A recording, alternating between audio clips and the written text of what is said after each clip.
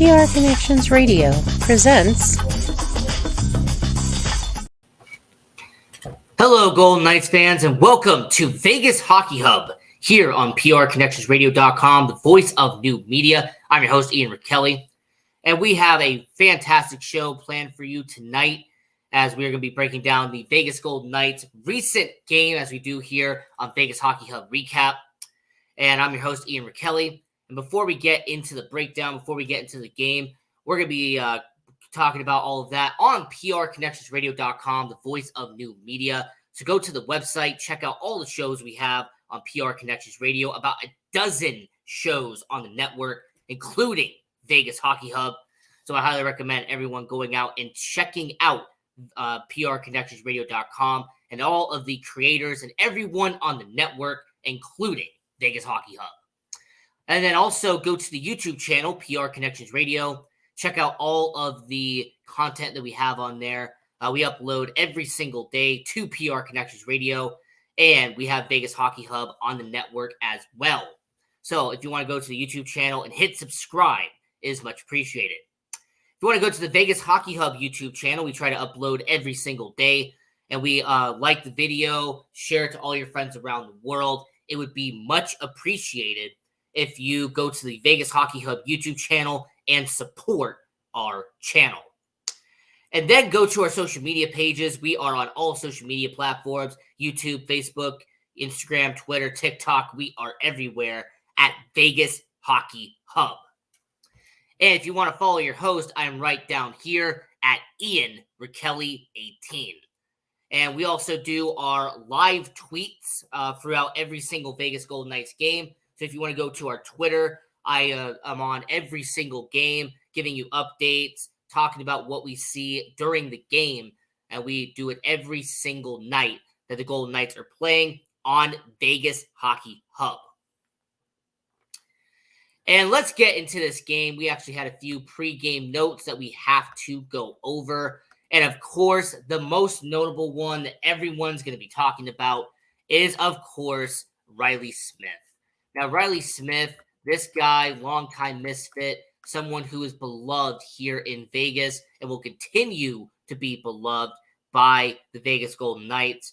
And after being traded in the offseason, Riley Smith now playing his former team for the first time since being traded. Of course, we saw some photos of him and Jonathan Marchessault after the game. Of course, there's always going to be that, friendly thing there. There's going to be that family bond. I mean, after you've been with a team for 5+ years, you're going to develop a kind of chemistry, a bond with your teammates. They kind of become family at that point. So Riley Smith, that photo with Jonathan Marchessault, he had his family around him. That definitely was a nice moment there. And then we can't forget what happened a while ago on the road trip when they had all of the misfits. They had everybody back at the White House, and you had Riley Smith, Jonathan Marchessault, and William Karlsson taking that photo at the White House. So it definitely was a good moment for Riley Smith to see him back going up against Vegas for the first time. And most definitely when Pittsburgh inevitably comes down to Vegas and they play at T-Mobile Arena, he will have a tribute video, and he is most likely going to get a standing ovation from the Vegas Golden Knights when they play that video for him. So I will say for the Vegas Golden Knights, that is definitely something you have to talk about. Riley Smith playing the Golden Knights for the first time since being traded. His box score and his stat sheet for the game, he only had one shot on net in about 17 minutes on ice. So Riley Smith coming back and playing Vegas for the first time since being dealt, that was a big deal. You also had the Winter Classic jerseys that were revealed. So the NHL had announced that Seattle and Vegas, they're getting the Winter Classic jerseys. They unveiled it to the public. In fact, AEW, which is a wrestling company, had their two announcers. One was wearing a Kraken jersey and one was wearing a Golden Knights jersey. And then the next day, they had on all their social medias, they had their promo photos of them being in Seattle. We saw the photos of them wearing the Kraken jerseys and the Golden Knights jerseys. And this is going to be a little bit of a rant, and I hope it doesn't take that long, but this is a little bit of a rant. I don't dislike the jersey per se. I just don't like the overall fit. There's certain parts of the jersey that I like. The double birds, it looks like two V's that are flipping you off. Like that, I like. I actually like the fact that you have the V and it looks like they're pretty much giving the middle finger to the rest of the league. I like that. The color design, I think, is actually pretty nice. It's just for some reason, I looked at the bottoms as well. They have the pants. There's going to be the Vegas lettering on it as well. The bucket that they're going to have to wear. I just don't like the overall kit. There's certain things I like about it. There's certain aspects I like about it, but I don't like the entire fit. Now, I will say, as I said on Twitter, at Vegas Hockey Hub, I'm going to wait until they play in person. Okay? I'm going to wait until we see what it looks like in Seattle. Because when they're playing at the Winter Classic, if it looks better in the presentation, if it looks better in person, then I might change my opinion on it. Because there's a big difference in seeing what promo photos and what stock photos look like versus what it looks like in person. Reverse retros were the same thing as well. Reverse retros looked very different in the promo photos than it did when you actually saw it in person. As somebody who has a reverse retro jersey, I can tell you it actually looks a lot better in person than it did when it first came out. So I'm going to wait. I'm going to see what it looks like in Seattle on January 1st out there at T-Mobile Park for the Winter Classic. We're going to wait and see what it actually looks like because, hey, if it looks better in person, I will retract my statement. Okay? If it looks like a really good jersey once they're under the presentation, once they're actually skating around and actually passing the puck, then I will retract my statement. But the promo photos and kind of the stock images that we saw, and Zach Whitecloud being the player who had to don the jersey for the promo photos, it just didn't look good from the first look. But I'm going to give it a chance. Winter Classic. They're also going to be doing it against Calgary and then later in the year against Seattle. So it's not just a one-off. They're not just going to wear it one time and that's it. No, they're going to be playing. They're going to be wearing it against Calgary and against Seattle later in the year. So the Winter Classic jerseys being revealed, that was a big deal. And then you had the lineup change. Nick Hague is now back from IR. Ben Hutton now back to being a healthy scratch, being the 7th defenseman, which, by the way, we made a video on. I will leave a card right up here. We made a video on Ben Hutton on how he is the 7th defenseman for Vegas. So, yeah, Nick Hague returning from IR. He is now back for the Vegas Golden Knights, missing the last couple of games. And Aiden Hill is in net for the Vegas Golden Knights, and we definitely will be talking about that here on the show. And really to start off the game, not even 2 minutes in, Ryan Graves with his first goal of the season, assisted by Drew O'Connor and Radim Zuhuma. And it was a 1-0 game for the Pittsburgh Penguins. And I will say for Ryan Graves, what a journey he has had. Ryan Graves, a former New York Ranger. He was drafted by them a couple of years ago. He goes to Colorado in a trade. Then he goes to New Jersey. Now he's in Pittsburgh. Like, Ryan Graves has had kind of a journey as a member of the NHL. I mean, this guy has played well over 300 games in the NHL. So for a guy like Ryan Graves, definitely first goal of the season. And, to make it a 1-0 game. And for the Pittsburgh Penguins, they would not let up of this. They would not let up. For the Pittsburgh Penguins, they would not relinquish the lead. In fact, they would keep it going. So in the first period, there actually wasn't much that happened. Nick Waugh had a holding penalty against Evgeny Malkin. Jeff Carter, he had a slashing penalty against Paul Cotter, which, by the way, I'm actually surprised Jeff Carter is still in the league. It feels like he has been here for 20 years. And Nick Hague had a tripping penalty against Noah Kari. So I will say for Vegas, the first period was very sloppy. It really seemed like Vegas just was not it in that game. And for Vegas, the first period just was not good. Second period, outside of a Sidney Crosby penalty where he slashed Zach Whitecloud like he typically does, Sidney Crosby doing what he normally does. But in the second period, Noah Kari with his first goal of the season in the game, assisted by Matt Nito, and it would be a 2-0 game. Vegas down by 2 in this game. And I will say for Vegas, very unfortunate situation there. And I will say when it comes to Vegas and Pittsburgh, this was a game that is very forgettable. I don't think most people are going to want to talk about it afterwards. There really is no reason to talk about it. And I will say that after being down 2-0, later in the game, the Pittsburgh Penguins would actually win after having a Evgeny Malkin empty net goal assisted by Jake Kunzel, and Chris Letang made a 3-0 shutout for the Pittsburgh Penguins. Now, Alex Nedeljkovic, he would be the goalie that would end up getting the win for the Pittsburgh Penguins. He would stop all 38 shots on net by Vegas. Compared to Aiden Hill, he made 29 out of 31 saves. And Aiden Hill did not do bad. All right, once again, I feel like this has been a reoccurring theme on said road trip, but he has not been bad this year. Aiden Hill just didn't have any help offensively. I mean, this is a Vegas Golden Knights team that just felt like they just couldn't get the puck in the back of the net, no matter how hard they tried, no matter how hard they wanted to get the puck in the back of the net. They just could not do it. The fact that Mark Stone had no shots on net was alarming. The fact that you have guys that only had one shot on net, like Ivan Barbashev as a top-line winger, is a bit surprising.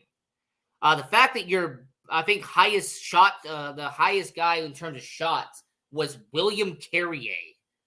Yeah, that's right. So a fourth-line winger in William Carrier had the most shots on net for Vegas.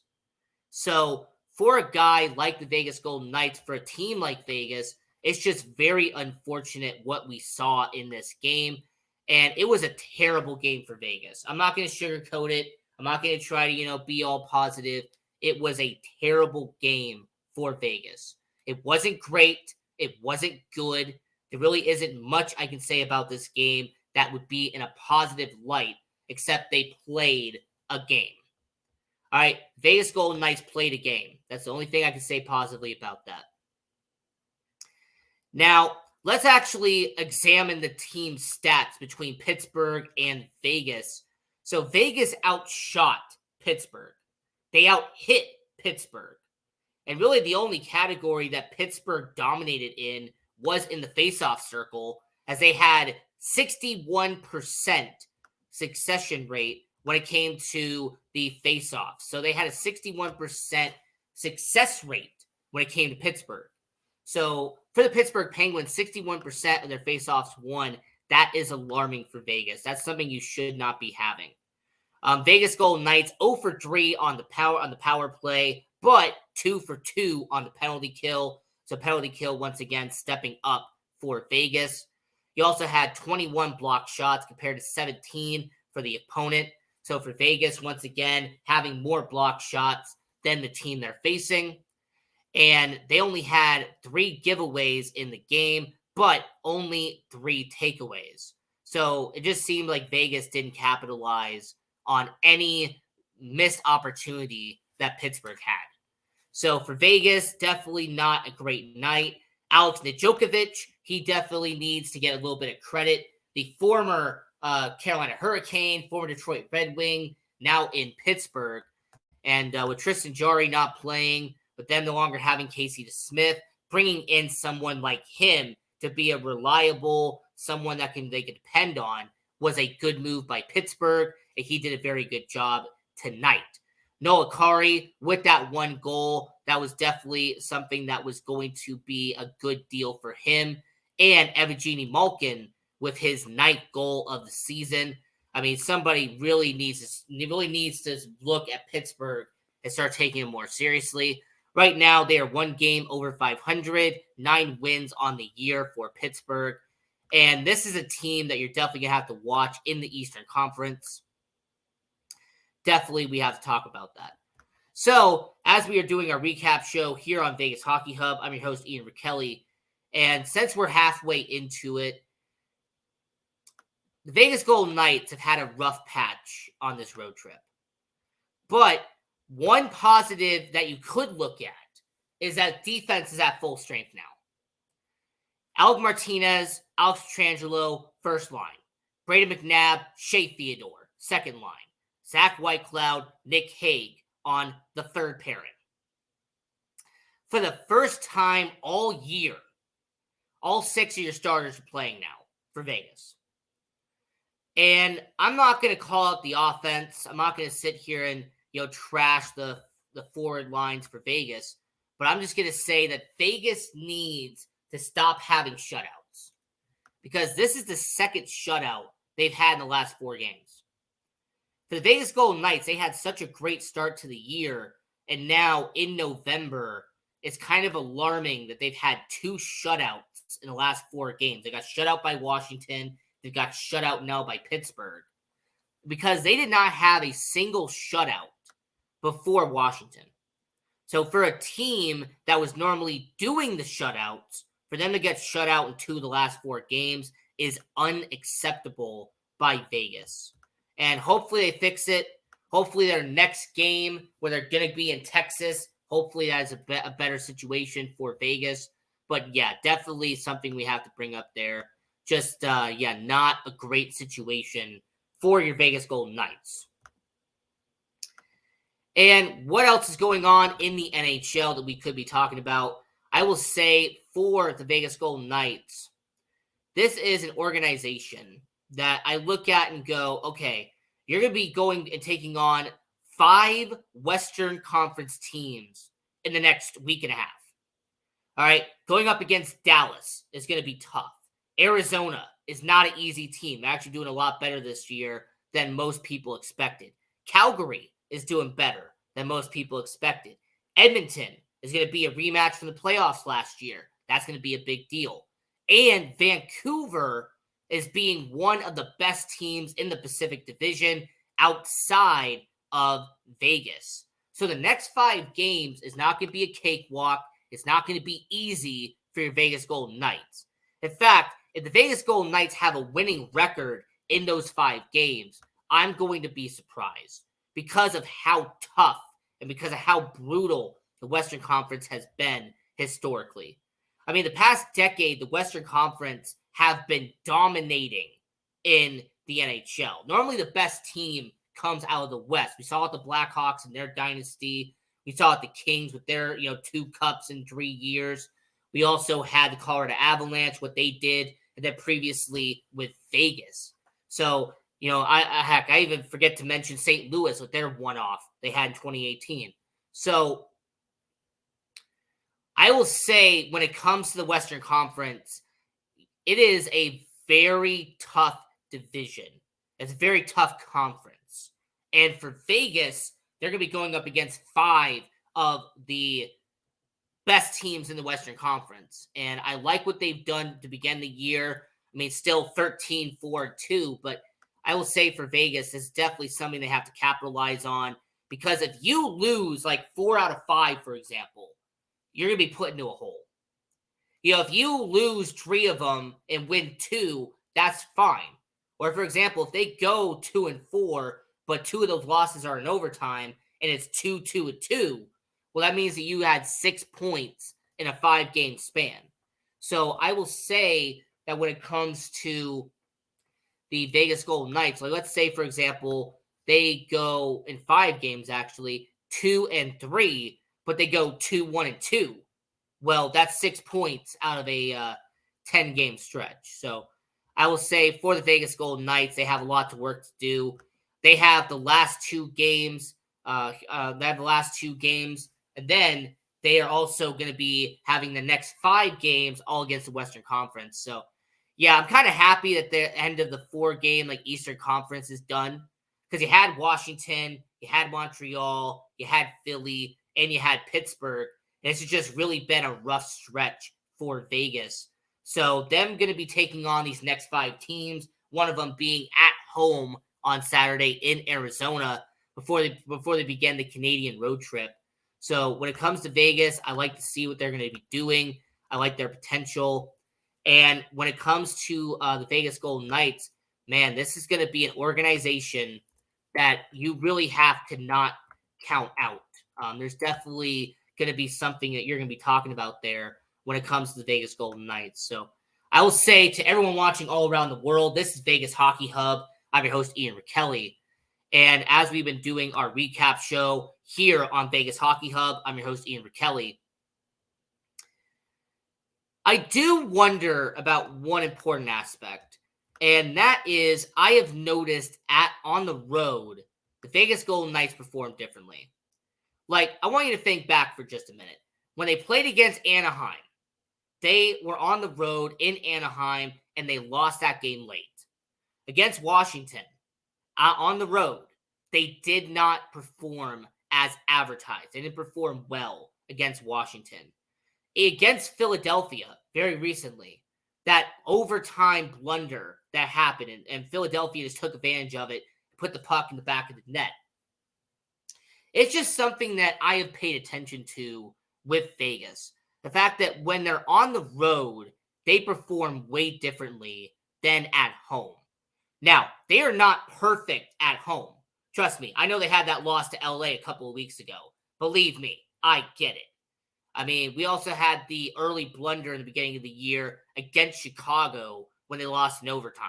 So for the Vegas Golden Knights, it's not like they're perfect at home, but I've noticed that their record at home is a lot better than what they do on the road. I mean, just for comparison, let's just do it side by side. The Vegas Golden Knights at home versus on the road is a bit puzzling. So for the Vegas Golden Knights on the road, they are 5-3-1. They're barely above 500 on the road. But then at home, at T-Mobile Arena, at the Fortress, their situation is very different. Just compared to what happened last time, they shut out San Jose at home. The Vegas Golden Knights are 8-1-1 at home. So that's a huge difference there. At home, at the Fortress, 8-1-1. But on the road, they are 5-3-1. Now, most teams are going to look at that record, and they're going to pay attention to it. They're going to pay attention to the fact that Vegas is more dominant at home than they are on the road. And that's something that I picked up on right away. That this recent road trip really showed the Vegas Golden Knights that they do have some exploits. They do have some weakness on the road. And Pittsburgh, Philly, and Washington, and even Anaheim earlier in the year definitely took advantage of that. So it's going to be curious to see what happens for the rest of the year for your Vegas Golden Knights. And I'm also going to very quickly mention what the rest of December looks like, because we're getting towards the end of November. So after they have the Canadian road trip, they're going to have back-to-back games at home. December 2nd, Washington. December 4th, St. Louis. So for anybody who's a big Alex Ovechkin fan, you're going to be able to get to see him December 2nd at T-Mobile Arena. Then they go back on the road for a 2-game trip. St. Louis, December 6th, and Dallas, once again, December 9th. So for the Vegas Golden Knights, they're going to have kind of that Midwest road trip, Missouri and Texas, December 4th and December 9th. And then they're going to have a 4-game homestand at T-Mobile Arena, 4 games in a row at the Fortress, December 10th against a bitter rival in San Jose, December 12th against Calgary, December 15th versus Buffalo. So Alex Tuch going to be coming back and playing Vegas. And then December 17th, Brady Tkachuk and the Ottawa Senators. And that's going to be followed up by a 4-game road trip, which is going to go all the way into Christmas, by the way. So December 19th, they're going to be in Raleigh, in North Carolina, taking on the Hurricanes. December 21st, taking on the 2-time Stanley Cup champion, Tampa Bay Lightning. December 23rd, a Stanley Cup rematch against the Florida Panthers. And then, finally, December 27th in Anaheim. So for the Vegas Golden Knights, that's going to be a grueling 4-game road trip. That's going to be around Christmas time. Now, there's going to be a 4-game break between Florida and Anaheim. So I'm not going to sit here and assume that Vegas Golden Knights are going to have a chance to be with their families for Christmas. They're going to be able to have some time, be with their family, have that kind of 2 days off, and then they got to go back to Anaheim December 27th. But I will point out that they're going to be in the Southeast region for a 3-game stand before going all the way back to the West Coast against Anaheim.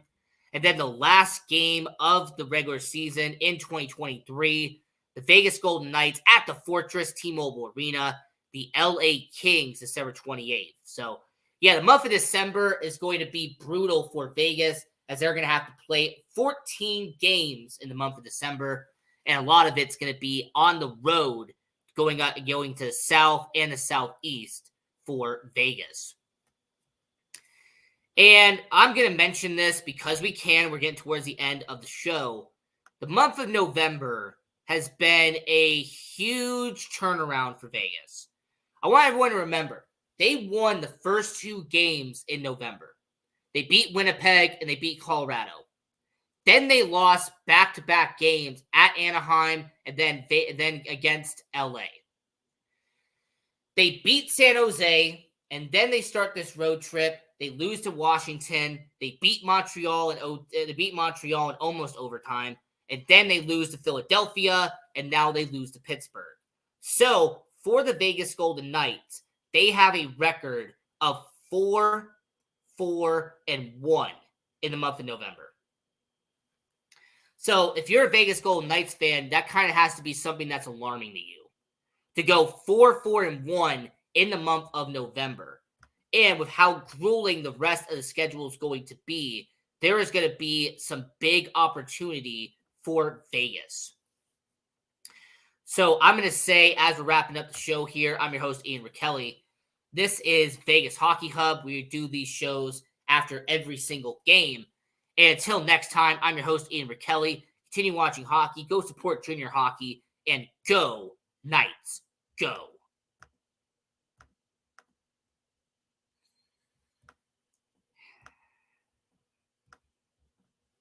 One of those days.